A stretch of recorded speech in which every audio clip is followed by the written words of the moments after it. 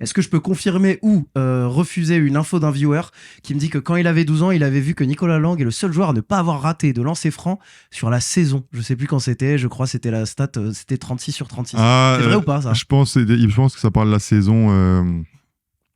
Je pense que ça parle de la saison, il y a deuxième Covid, je crois, 2020-2021. Ok. Je crois que j'avais commencé à 56 sur 56. Ok. Après, j'ai raté. Ouais. Et d'ailleurs, ce qui était marrant, c'est que quand j'en avais raté un, je pense que le match d'après, j'en ai raté deux, tu vois le truc. Ah, ok, d'accord. Mais c'est un truc où je me prends absolument pas la tête parce que j'avais lu le livre de Ray Allen qui était aussi celui-là, il est vraiment top. Ok. Tu vois, qui disait qu'il avait loupé 2 lancers francs super importants, je crois que c'était à Cleveland en playoff avec Boston.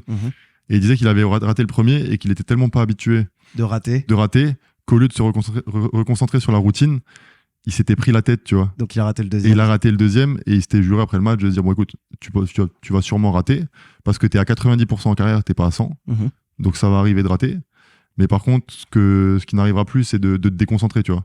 Et de pas passer à la suite, tu vois. Et donc je me suis dit, et j'avais déjà dit ça à des coéquipiers qui se prenaient la tête. Encore une fois, tous les gens, ils pensaient facile de marquer des lancers tout le temps. J'ai dit, attends, il y a un gars comme Ray Allen qui s'autorise le fait de louper, tu vois. C'est bon. Enfin, tu vois, il faut décompresser aussi. C'est intéressant.